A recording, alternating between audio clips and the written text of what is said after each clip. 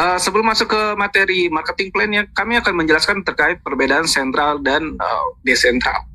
Pelajari perbedaan bisnis sentral dan bisnis desentral. Karena bukan berarti ketika sebuah bisnis tersebut itu menggunakan teknologi blockchain, menggunakan cryptocurrency, menggunakan Bitcoin, menggunakan Tron, Ethereum, dan lain-lain, itu adalah proyek desentral. Belum tentu ya. Kalau itu pakai blockchain ataupun kripto tapi dananya masih di manajemen oleh manusia, masih dipegang oleh manajemen ataupun perusahaan ataupun aplikasi, website dan lain-lain, itu masih sentral. Ya, jadi di dunia blockchain, dunia kripto juga pengelolaannya ada dua, secara sentral ataupun desentral. Oke. Ya. Nah, perbedaannya kita coba bahas satu persatu ya. Bisnis sentral itu ada pengelola dana atau manajemennya, sedangkan di bisnis desentral itu tidak ada pengelola dana ataupun manajemennya. Makanya di bisnis desentral itu nggak ada namanya tutupnya. Anda berbisnis di Metaverse ini mau transaksi jam 1 malam, jam 3 malam, jam 5 malam, bebas 24 jam ya. Ketika tereksekusi maka si pembeli akan mendapatkan aset digitalnya ataupun kafling digitalnya atau matriks taktilnya ya. Lalu si penerima haknya akan menerima hasilnya ya di detik itu juga. Lalu yang kedua, bagi hasil dilakukan oleh manusia untuk bisnis desentral ya. Di desentral ini bagi hasil dilakukan oleh smart contract. Nah, ini adalah kekuatan utama bisnis ini. Bagi hasil dilakukan oleh smart contract. Jadi bukan cuma smart contract dalam hal produk ataupun koin ataupun token, tapi bagi hasilnya teman-teman Bapak Ibu sekalian. Ya. Yang ketiga, bisnis sentral kebijakan skemanya bagi hasil bisa berubah. Pernah nggak Anda gabung dalam suatu bisnis sentral ya yang jualan produk apapun baik fisik ataupun digital ya. Lalu awal-awal itu tidak ada namanya kebijakan bagi hasil ataupun kebijakan pengajuan komisi, pencairan komisi atau marketing plan-nya yang memberatkan membernya. Lalu suatu saat mereka merubah kebijakan ya, misalkan jadi ada tutup poin, lalu tutup poinnya makin berat, atau ada imbang kanan kiri dan lain-lain segala macam ya, karena ketika itu sentral hal itu sangat mungkin dilakukan ya, tergantung dari manajemen itu sendiri. Nah, di bisnis desentral ya, khususnya taktil dan unite force teman-teman ya, di matrix sistemnya, ini kebijakan skema bagi hasilnya tidak bisa diubah ya, nggak bisa diubah. Jadi algoritma bagi hasilnya ketika marketing plan-nya adalah A, seperti itu, maka akan selalu seperti itu. Ya, nggak bisa diubah, diedit aja nggak bisa, apalagi dihapus. Termasuk oleh pembuatnya loh. Ya, jadi ya kalau misalkan yang buat smart contract-nya itu adalah saya, maka saya ngedit aja nggak bisa, apalagi ngapus. Apalagi orang lain. Nah, itu bisa dipelajari apa itu pengertian smart contract secara umum ya, bukan katanya Metaverse saja nih, tapi pengertian smart contract itu secara umum, secara global. Apa itu smart contract? Apakah smart contract bisa dihapus? Apakah smart contract bisa diedit ya? Apakah smart contract itu aman dan lain-lain? Ya, silahkan dipelajari di Google ya. Dan itu sudah kami pelajari sebelum kami serius di bisnis ini ya. Dari 1 tahun lalu kita adakan edukasi rutin setiap minggunya. Oke, selanjutnya di bisnis sentral ada proses withdrawal atau penarikan hasil ya. Jadi kalau Anda misalkan bertemu suatu bisnis juga nih yang bawa-bawa nama anti scam juga nih, anti scam tapi ternyata masih di sentral, ada proses WD-nya. 100% saya pastikan itu adalah bisnis sentral. Ketika misalkan ada proses withdrawal-nya, withdraw ke platform ataupun ke perusahaan, karena dananya dipegang oleh mereka dulu. Ketika dana dipegang oleh sesuatu yang memiliki kekuasaan ataupun otoritas, maka tergantung mereka mau bayar, mau enggak, mau dibawa kabur, ya terserah mereka. Dan sedangkan di bisnis desentral tidak ada proses withdrawal hasil ke platform ya, khususnya ya. Nah, poin selanjutnya, skala bayar tergantung antrian di bisnis sentral. Jadi mau bisnis apa aja, jangankan bisnis normal, bisnis money game aja itu bayar awal-awalnya lancar teman-teman ya, terbukti membayar dan lain-lain segala macam gitu ya. Tapi lama-kelamaan ya makin antrian makin panjang, karena bisnisnya baru ya cepat ya. Ketika antrian makin panjang, akhirnya makin lama, bisa jadi hitungan hari, hitungan minggu, hitungan bulan, bahkan nggak bisa di-WD lagi. Ya, nah di desentral skala bayar itu detik itu juga. Jadi kami mempelajari ya dari proses transaksi tersebut ya, ketika seseorang melakukan pembelian aset digital ini, Lalu yang menerima haknya itu ternyata di jam, menit, dan detik yang sama. Bayangin, nggak selisih 1 detik aja. Dan hal ini nggak mungkin dilakukan oleh manusia, tentu saja teman-teman. Sistem sentral aja yang bagi hasil otomatis, misalkan oleh perbankan, itu biasanya ada delay waktu. Ya, ini gila sih, detik itu juga. Nah, makanya ini adalah bisnis masa depan sih. Nah, lalu bisnis sentral umumnya tidak transparan.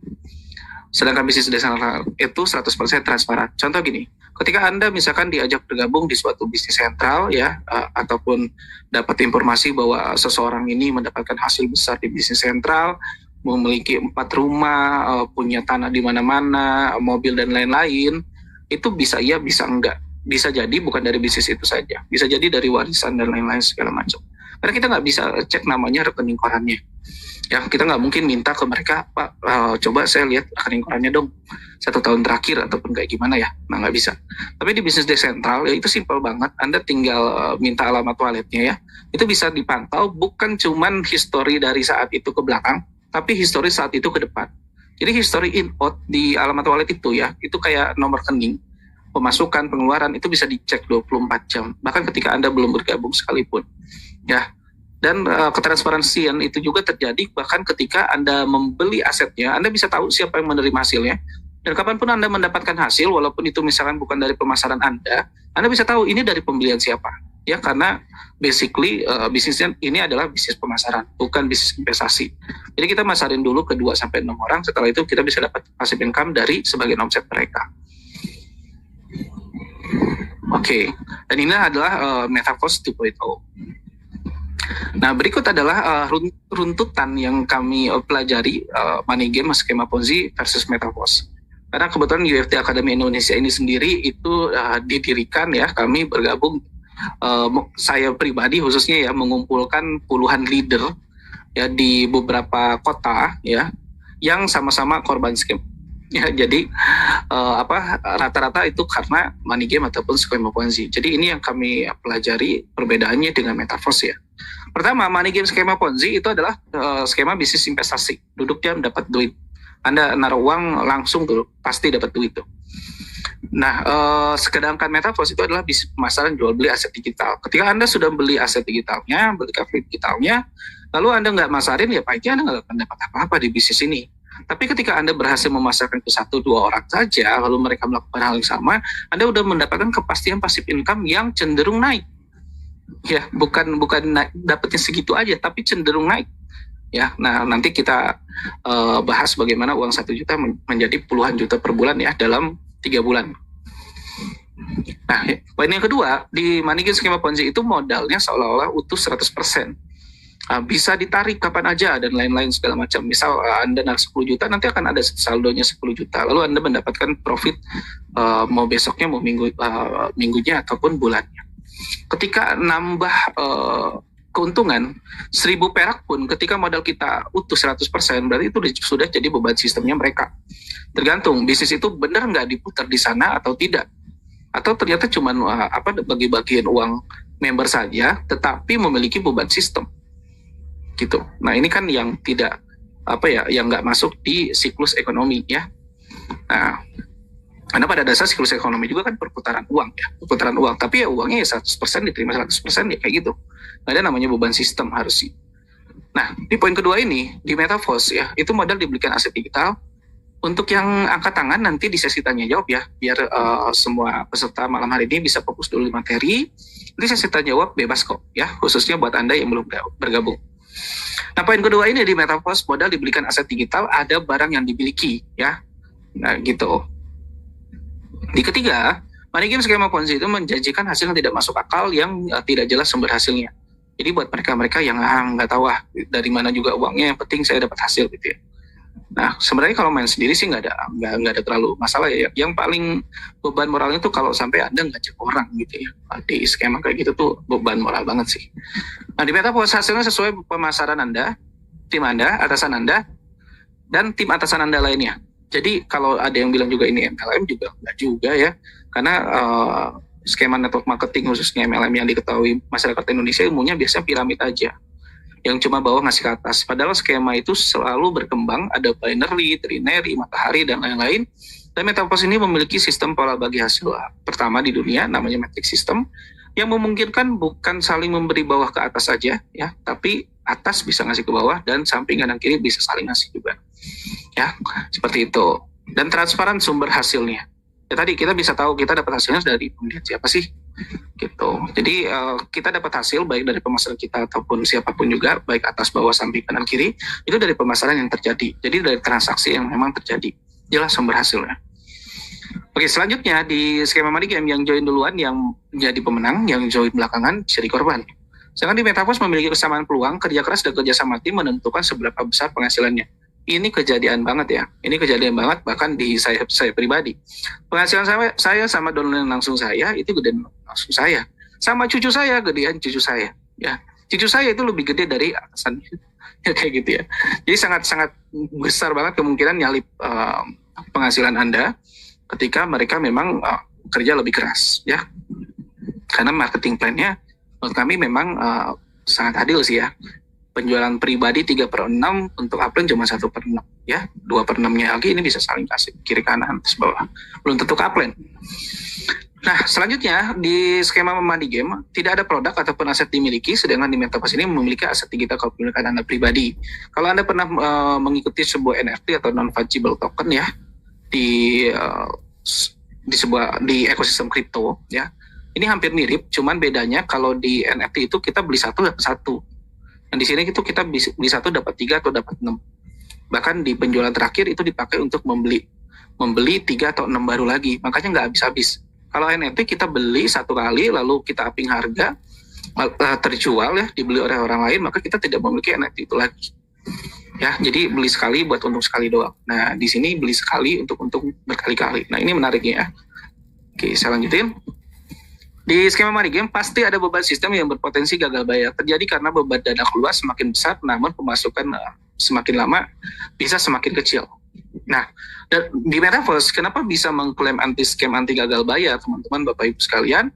Adalah ini salah satunya ya, selain karena bagi hasilnya menggunakan smart contract, tapi di marketing plan-nya pun dana masuk 100%, sekali detik itu juga otomatis dibagikan 100% ke member yang memiliki aset yang dibeli pembeli baru itu ataupun pembeli lama, dan tidak ada kewajiban bayar Metaverse ketika tidak terjadi pemasaran gitu ya. Jadi bukan skema investasi. Kalau misalkan nggak ada yang melakukan pemasaran ya nggak ada omset.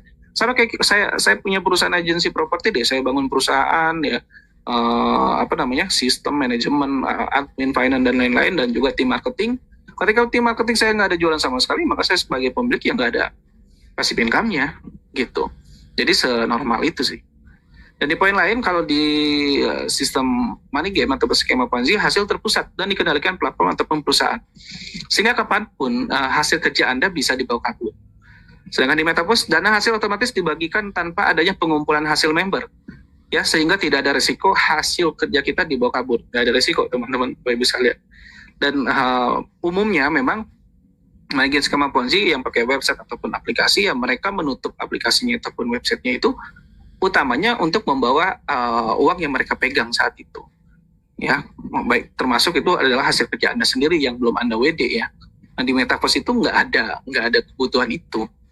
Metaverse tidak memiliki alasan untuk menutup websitenya ya, karena ketika dia tutup websitenya dia udah pasti ada kemungkinan tidak akan hasil apa-apa, tapi kalau nggak ditutup bisa hasil terus.